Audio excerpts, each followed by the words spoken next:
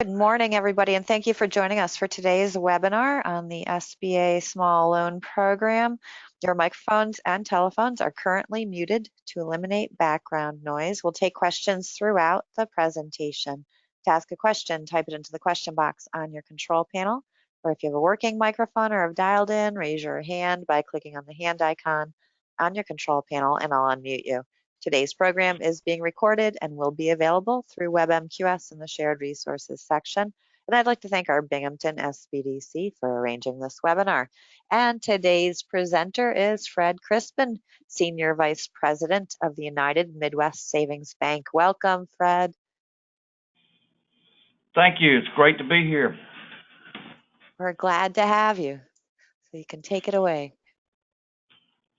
Good morning, everybody. Back up just, I messed that up from the get-go. A little bit about United Midwest Savings Bank to begin with and who we are. United Midwest is headquartered in Columbus, Ohio. It's a small savings bank. We're not a traditional bank. We don't, even though we're a national bank now, we don't offer checking accounts, credit cards, the typical banking services. We're a preferred SBA lender on a nationwide basis. Terry Crispen, my son, and I run the small loan division for the bank out of Panama City Beach, Florida, with a staff of 23 down here now and growing, doing nothing but the small loan program that we're going to talk about today. And with that said, I'll get into the deal. We're making, when I say small loans, we're providing loans under the SBA 7A loan program from $20,000 to $150,000 for both startup and existing businesses. Probably 80% of the loans we fund on a monthly basis are pure startups, in that the day we fund the loan is the day they're opening their doors to start selling widgets or whatever their services, whatever they're going to do. SBA says that these loans are under the 7A program. Loans up to $25,000 are totally unsecured, nothing more than a personal guarantee. Anything over $25,000, 26 to 150, requires that we take a lien on the business assets, best available lien on the business assets, and that's it. We're not looking for a lien on their personal residence, their firstborn child, or anything else. So, to a large degree, many of the loans that we fund on a monthly basis are basically unsecured because there really are no business assets to sink your teeth into. We've taken collateral out of the equation for this small loan program, and SBA is fine with that. If they're leasing space from somebody else to operate that business, if they can't operate it from their home — we love home-based businesses, but if they can't operate it from their home for some reason, then we're going to require that they have the ability to stay in that space for at least 10 years. That can either be a 10-year lease, or we're perfectly fine with a 1-year lease with 9 one-year options to extend, as long as it's their option and not the landlord's, so that they can't just get kicked out of there arbitrarily. These are all 10-year loans, fully amortizing, no balloons, no call options, nobody jerking them around every 3 to 5 years. We set them up as general working capital for business operations. SBA charges a guarantee fee on all the loan programs, and under this small loan program, everything up to $150, it's an 85% guarantee, and they're going to charge 2% of the guaranteed portion. So it's 85% times the loan amount times 2% will be the guarantee fee. That will typically work out to about a 1.8%, somewhere in that range of the loan amount. If the loan is located if the borrowing entity is located in a rural or a hub zone, that guarantee fee gets knocked way down to 0.67%, which is about two-thirds of a point, if you will. If we go through here, if anybody's got questions, just shout out. The primary benefit of this program is less documentation than a traditional larger 7A loan. We do larger 7A loans from basically 300,000 on up to 5 million, but we're pretty siloed with the industries we look at when we get into those bigger loan programs. And Terry and I don't do them here in the small loan division. Those are all done by BDOs scattered around the country, working out of the home office. If you have a question about larger loans, don't hesitate to pick up the phone and give us a call. If we think it's something our guys will do, then we'll refer you into that program. But back to the small loan program, most SBA eligible businesses are acceptable with no special qualifiers. The only things we really shy away from, we don't do business acquisition loans, and there's a simple reason for that, and we'll talk about it later. And I typically stay out of ag businesses because I'm not an ag lender, so we'll leave that to the guys that understand agricultural lending. But outside of that, we're pretty open. Loan to value or other traditional collateral ratios are not part of this program, as we've already talked about. Things that we do, startup businesses are allowed. Like I said, probably 80% of the loans we fund every month, and we're funding on average right around $8 million a month right now in this small loan program, with an average loan size of around $130,000. So about 80% of those are pure startups. Our only qualifier is the business must be able to begin operations the day we fund that loan. So we're not doing build out, tenant improvements, construction loans. We're just not set up to monitor that. So they got to be ready. They got to get all that done and be ready to open the doors the day we fund. Franchises are okay as long as that franchise is on the SBA approved franchise registry. And that registry grows on a daily basis. So if you've got somebody buying a franchise and it's not on the list, give us a call and we'll tell them how to get on the list. It's not real difficult as long as the franchisor is willing to play the game with SBA. We don't do business acquisitions, mainly because SBA will not allow me to just credit score a business acquisition loan. You have to do traditional underwriting, which slows down our process. We're set up to approve quickly, credit scoring these loans through the Fair Isaac Small Business Scoring Model, and going on from there. SBA won't let you just credit score BizAc. You got to get tax returns, do traditional underwriting. So we're not set up to automate that yet. We're looking at how to do that.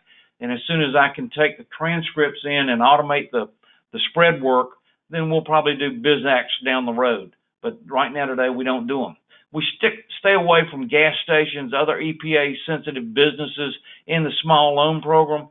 Typically, they would be needing a lot more money than we're providing anyway. But we're not getting phase one EPAs and that sort of thing. Once again, it would slow us down, so we just stay away from it. We've already talked about we don't do construction lending, renovations, or build-outs. They get that done with their own funds or get the landlord to do it. Once it's complete, CO'd, ready to occupy, then we'll fund and go from there. Individuals with a criminal history, better known as a 912 issue, will have to be cleared. If it's a misdemeanor, no more than 3 of them, I can sign off on it here in the office with a copy of the court records. If it's a felony or more than 3 misdemeanors, then we're going to have to get fingerprint cards, which can now be electronic, zapped up to Washington, and they can clear electronic fingerprints now within a week, they're telling us. But that's a much speedier process than it used to be years ago. So we're not afraid to do that. They just need to tell us on the front side so we can get it done.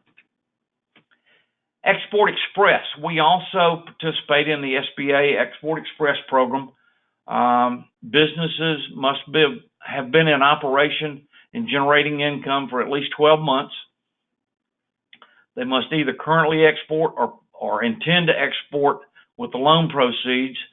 The loan proceeds can't be used to foster their domestic operations. It's got to be used to promote exporting.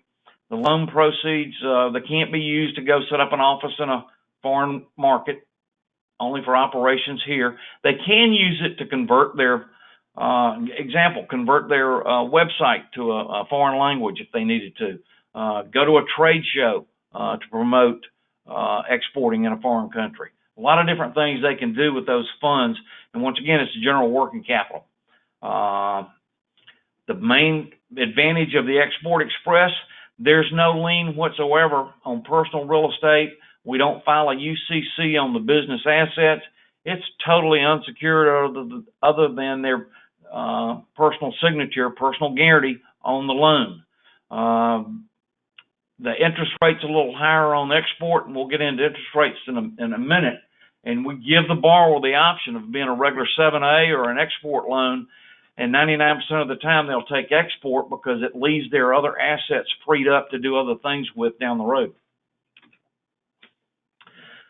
Refinancing fintech, high-rate fintech loans, and you're all aware of who we're talking about here. The On Deck, Cabbage, Square, these guys that are advertising on Sirius XM radio and on the television now, that they'll get working capital into an existing business's checking account within 24 hours.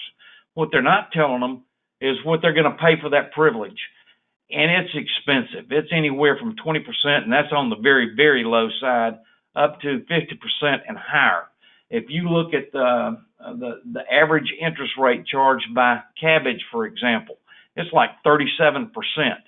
And those are typically 6-month to 1-year loans drafted out of the borrower's business checking account on a daily basis. And the borrowers look at those low payments, and they don't understand initially that that's coming out once a day, and it's being automatically drafted out of their business checking account. When they get into it and they start seeing what's happening to their bottom line, it's frightening. SBA only requires that we be able to better their payments by 10%. That's not real hard to do when you're looking at a 1-year loan at 37% versus a 10-year loan at 8.25%. or 8.75%. Here's an example of a high-rate fintech loan at 30%, and I was generous at 30%, versus an SBA loan, and this is a $50,000 loan, so the SBA loan would be at 8.75% versus their 30%. In 1 year, their payments are $4,874 a month versus the SBA loan of $626.63 per month. It's not real hard to see the difference in the cash flow to that small business owner in that example. So if you've got borrowers that have been roped into that high interest rate fintech loan, let's get them out of it if they haven't ruined their credit yet. Interest rates on the small loan program. $20,000 under the regular 7A, $20,000 to $50,000. The interest rate is prime plus 3.25, which makes their rate today 8.75. Loans from $51,000 up to $150 is prime plus 2.75, which makes their interest rate today 8.25. These are all, once again, 10-year loans, fully amortizing. The Export Express loan, $20,000 to $150, is all priced at prime plus 3.25 or 8.75%. The major difference between Export and 7A, anything over $25,000. Got to take a lien on the business assets. Export is totally unsecured, nothing more than a personal guarantee. We charge packaging fees on the small loan program, and it's a simple little matrix. 20 to 50 is 3%, not to exceed 550. 51 to 100,000, it's $1,000. Everything over 100,000, it's $1,500. We get no money up front. Our deal has always been, if we fund that loan, we'll take that packaging fee out of loan proceeds and wire them net funds. If we don't fund, they don't owe us a dime. The same with the SBA guarantee fee.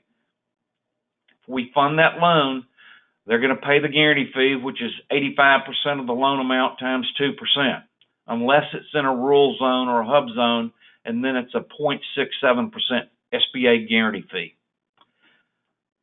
Additional requirements, startups, any business has been operational. Actually, that's changed now to 1 year or less, is going to require an equity injection of 10% of the total project cost.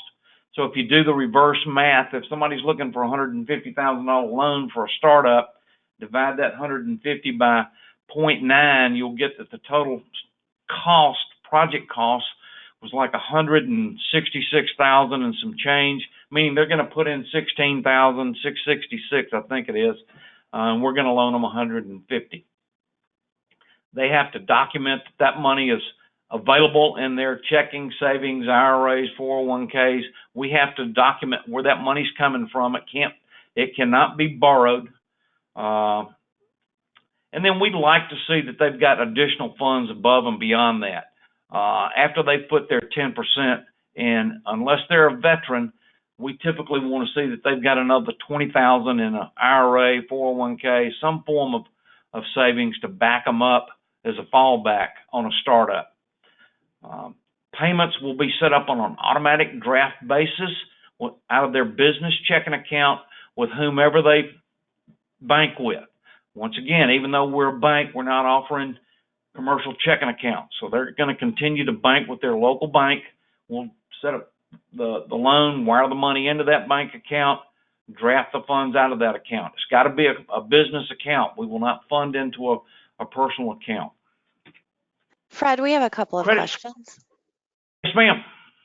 The first question, can these loans be used to pay franchise fees or a portion of the franchise fees? Absolutely. We do that all the time. If the franchisor is willing to wait and get paid the day we fund that loan, then yes, part of it can be used to fund that franchise fee. All right. And our second question, if there are no business assets to put a lien on, then what do you do? No big deal. Prime example would be a Molly Maid franchise. What are they going to have? They're going to have a couple of vacuum cleaners, some dust mops, and maybe some cleaning fluids. Not anything that we would want to go out and take over. So basically, it's an unsecured loan, and that's fine. We're okay with that. All right, great. Thank you for those questions. Credit scoring. We use the Fair Isaac Small Business Scoring Model, better known as liquid credit. I've been using that model now since 2003, doing these small loans. We started out doing small loans under the old SBA Community Express program years ago. And we've maintained that model, kept using that model throughout history now. SBA adopted that same model a couple of years ago, and now all loans 350 and below get scored through the Fair Isaac Small Business Scoring Model. The only difference between the score SBA obtains and the one that I get, SBA adds in a D&B report. Most of the businesses I'm dealing with are startups, and they don't have a D&B, so it's basically useless as far as I'm concerned. But that's what we use. And what's that model looking at? That model's looking very heavily at the personal credit of the borrower. Fair Isaac wrote the book on credit scoring years ago. They developed the original personal FICO scores. They started doing business modeling shortly thereafter. And after reviewing millions of loans from lenders all over the country, they determined that the number one predictor of how a small business will pay its bills directly ties back into how that small business owner pays their personal bills. Pay their personal bills on time, they'll transition that into the business typically. So it's heavily weighted to their personal payment history, personal FICO. But that's not all it's looking at. It's also heavily weighted to the industry risk. What's the risk of the industry that the borrower's involved in? In other words, it's going to look at a startup restaurant entirely differently than it looks at a startup veterinary clinic. Why? I would bet you, if you ask the question, has anybody seen a veterinarian go out of business, you wouldn't get anybody's hand raised because it's got one of the lowest default rates of any SIC code out there. You ask somebody, how many of you have seen a restaurant go out of business, and everybody's hand goes up because it happens every day. So it's looking at what's the risk of that industry. It's also looking at how long have they been in business. Are they a startup? And in the model, they treat a startup as 2 years or less in operation. If they've been involved in the business less than 2 years, then they're going to go through a startup module, which is tougher than the module that somebody that's been in business more than 2 years goes through. Why? The highest default rate in small businesses occur in those first couple of years.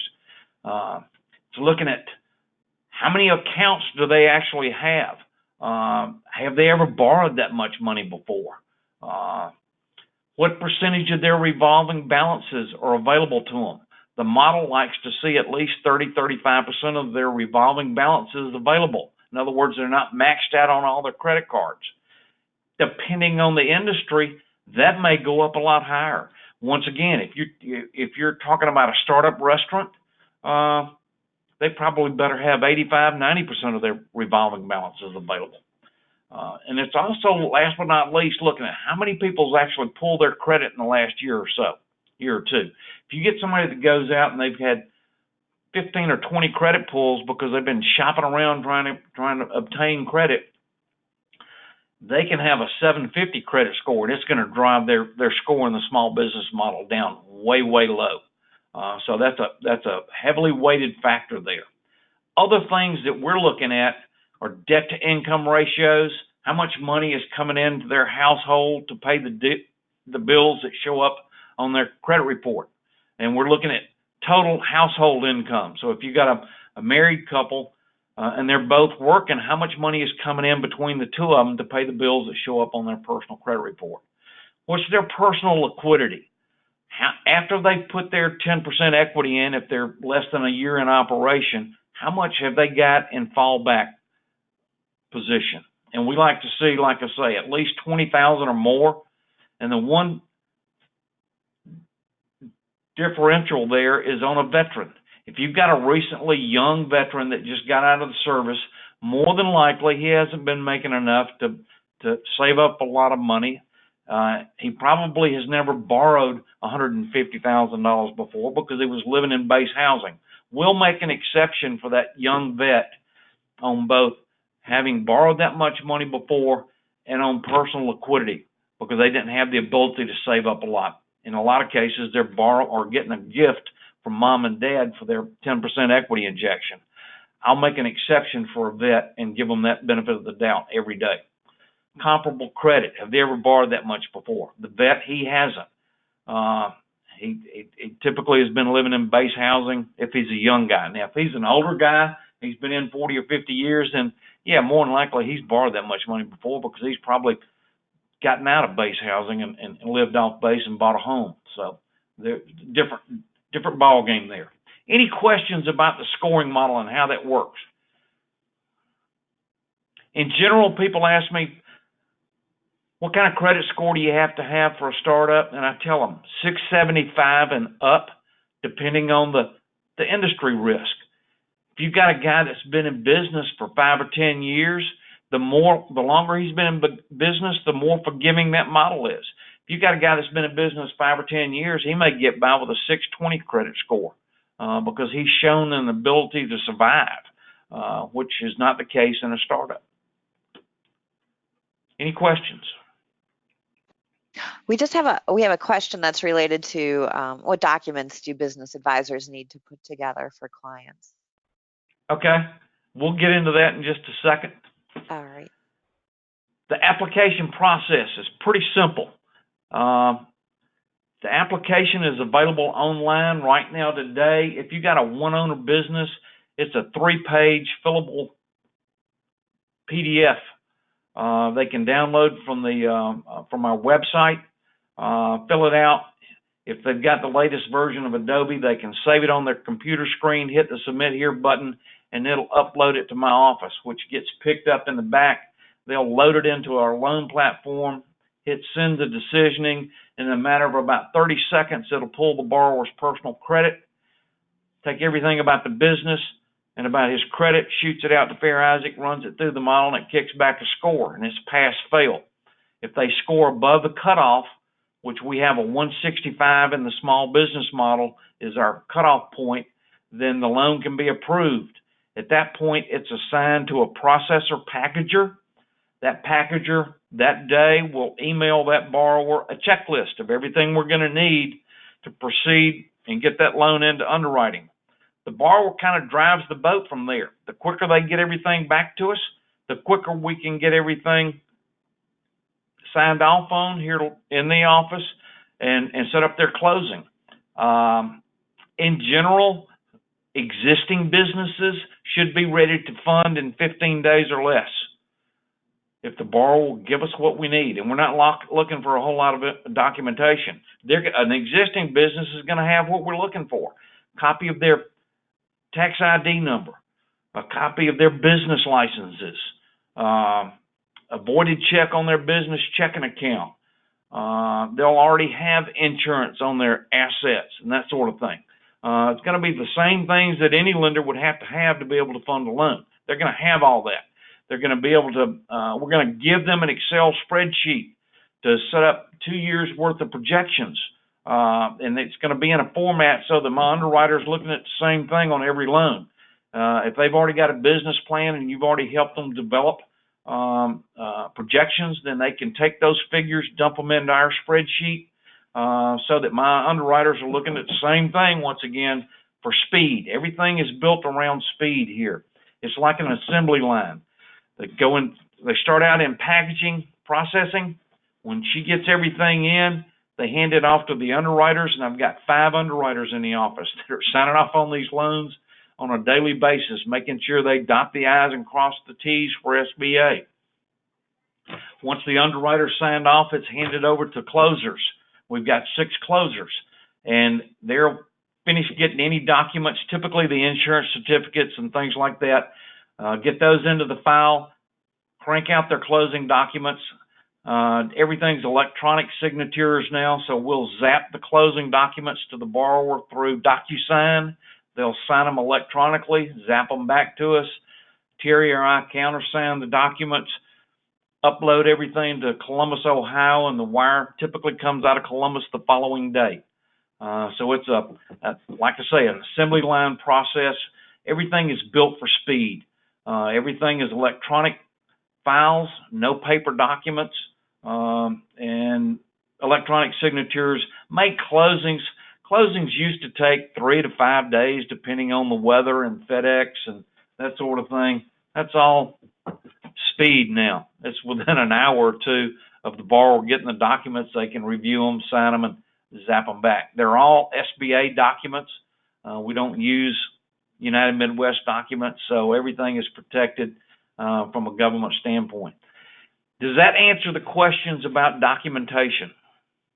You will be copied on that checklist. If your name is on that application, there's a spot on that loan application for the borrower to tell us who their TA provider is, technical assistance provider, and that would be you as the individual counselor.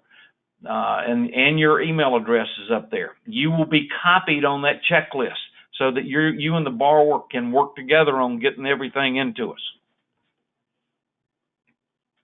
Does that answer the question? Evelyn, did that answer your question?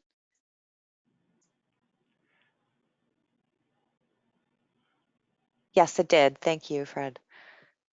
You're welcome.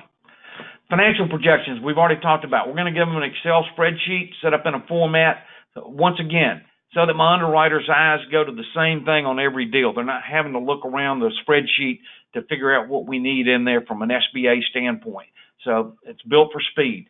If you've already got projections, just take them, dump them into our spreadsheet. We're looking at personal debt to income, and we're looking at global cash flow. SBA says if you have an existing business, they got to be able to cash flow at least on a one-to-one basis. If they're not cash flowing, there's got to be a good explanation as to why our loan is going to help that business get to the point where they can cash flow in the future. If it's a projection, if it's a startup, it's going to be pure projections. And what we're going to be looking for is that along with our working capital going into that deal, the net working capital minus whatever they're spending for machinery and equipment and that's the sort of thing on the front side, they never run out of cash. It's not going to be cash flowing day one. It's probably going to be 6, 7, 8 months down the road before they're to the point where they're break even and throwing out cash. But we want to make sure they never run out of cash till they get there. And that's what we're looking at on a projection deal. Any questions about projections and cash flow? I don't see Very any good. coming in. Things we can't do. The same things you can't do with any SBA loan, whether it's a small loan or a large loan. We can't make loans to nonprofits. They have to be in a for-profit entity. The only exception to that is you can have, in some cases, a daycare center operated by a nonprofit church. The for-profit daycare center can be eligible in that scenario, but that's a very rare occasion. We don't make loans to passive income businesses, i.e. apartments, multi-tenant office buildings, multi-tenant shopping centers. To use SBA funds, if you're involved in existing real estate, the business has got to operate at least 51% of the space. If you're building new real estate with SBA funds, the borrower has to occupy at least 61% of the space. I stay away from ag farm businesses strictly because I'm not an ag farm lender. I've told them to go to somebody that understands that. You can use SBA funds for agricultural purposes. We just typically stay away. And there's always exceptions to that rule. We do a lot of loans in South Florida to nurseries that are growing shrubs and that's plants for Walmart and Lowe's and those kind of guys. So if you got something, you're not sure if it's something we'll do, call us and we'll tell you real quick whether it's something we think we can operate in or not. You can't use SBA funds to set up an operation in a foreign country. It's only for operations here in the good old US of A. Doesn't mean they can't be an exporter or an importer. They just can't take the funds to go set up an office in Mexico, Canada, the Caribbean, any other foreign country. Religion or religious-based businesses are not eligible. I tell borrowers, leave religion out of the name of your business. A Christian daycare center throws up all kinds of red flags, and we got to get forms filled out, making sure they're not indoctrinating religion into the minds of the young people. So just stay away from it. Any businesses of a sexual nature, we can't make loans to strip clubs, adult video stores, those kinds of operations. Businesses engaged in lending, we can't make loans to bankers. That will transition over into a pawn shop, if you will. A startup pawn shop's fine because they don't have any income yet. They can project out. But an existing pawn shop, we've got to look at their financials and see where the money's coming from. If the preponderance of the income, more than 30%, is derived from the interest they receive off of the pawned items, then they're not going to be eligible. Gambling's the same way. We can't make loans to casinos and those kinds of operations. The exception to that is are convenience stores that are selling lotto tickets. That doesn't count. But once again, more than 30% of their income is derived from gambling. It's not going to be eligible. Pyramid sales schemes, Mary Kay Cosmetics, Amway products, those kinds of operations, while they may be great, viable businesses, are not eligible for SBA funds. Businesses that restrict patronage, you've got to be open to the general public. You can't restrict who comes into your business. Prime example there are some of the fitness centers that are set up strictly for women, not eligible. They have to be open to the general public. Curves are the one that I was trying to think of. Originally, they were not eligible for SBA. They've changed their operation. They're on the SBA-approved franchise registry now, as long as they give the lender a copy of their floor plans showing that they've got facilities for both male and females for dressing and bathroom, and they swear in blood that they're open to the general public, then they're eligible. Anybody that involved in lobbying or an SBA loan packager is not eligible for an SBA loan. If you make your living packaging SBA loans for banks, then you're not going to be eligible. Business or owners who have defaulted on any government guaranteed loan of any kind will never ever for the rest of their life be eligible for an SBA loan or any government loan, as far as that goes, of any kind. The only exception to that is if they go back and make restitution to the government for that loan they defaulted on, then they can be reinstated after the fact. Any questions about the program in general? Once again, small loans, $20,000 to $150,000. You can access the loan application at sbdc.loan, umwsb.com, smallsba.com. All three of those will take you right to our landing page where you can download the loan app, which once again is a fillable PDF format. Fill it out, submit it. If for some reason it won't upload, just fill it out, print it off, sign it, scan it, and email it to us at apps@umwsb.com, and there's directions for that as well. If you ever have a question, pick up the phone and call us. There's a staff here of 23 people. There's always somebody in the office that can answer your questions. Any questions about the program? Yeah, how long will you hold off on funding to allow a business to open? For example, they apply for a loan for equipment, but will not be opening for a couple of months. What is the time frame you allow? After 90 days, we have to repull credit. So just understand that. If they've got to do a build out, don't go out and do something stupid in the meantime that messes up your credit, because we don't lock it in and pull down a number with SBA until we're ready to fund. And after 90 days, credit will expire. We'd have to pull a new credit.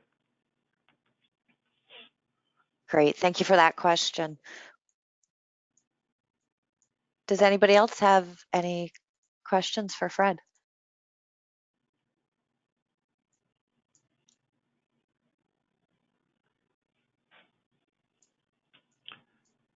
Very good. I appreciate the time to explain the program. And once again, I can't reiterate enough. If you have a question, don't hesitate to pick up the phone and call us or send me an email.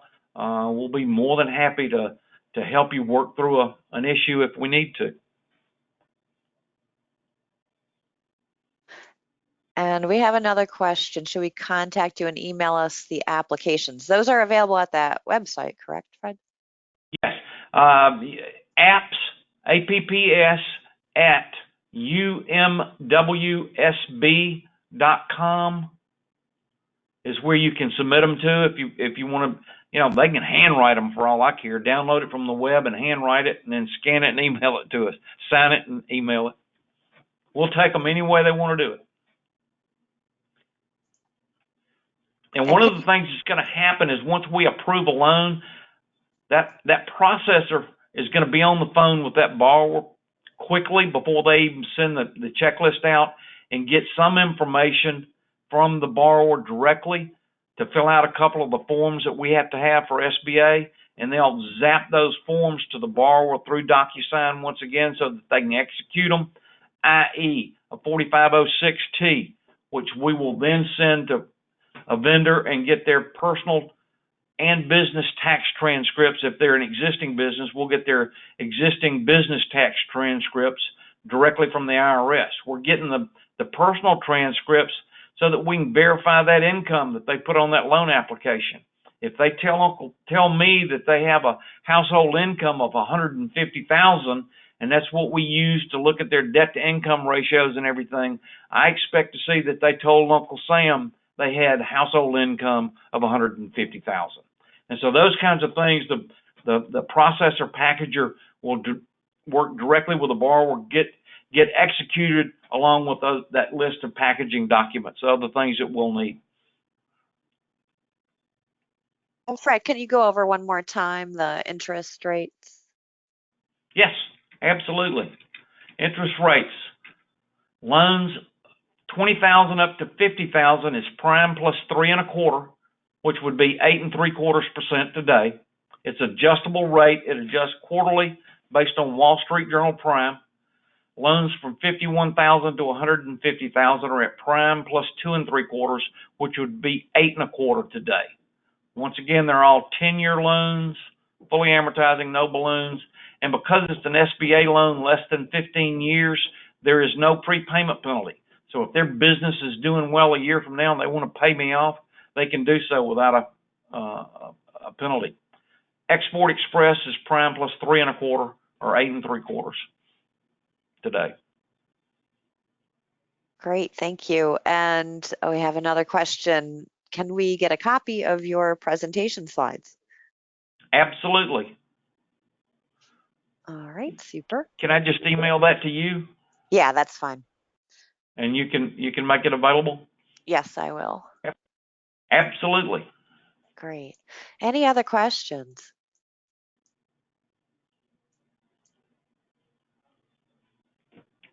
Also, let's see, the financial projections template. Can you share that? Yes, I will email both to you. Great. Very good. All right. Any other questions? We do have a comment. Great presentation. Thank you for sharing. Indeed, it was really informative. So thank you very much, Fred. We appreciate you presenting to us today. Thank you, everybody, for attending. Please do fill out the survey at the end of the webinar.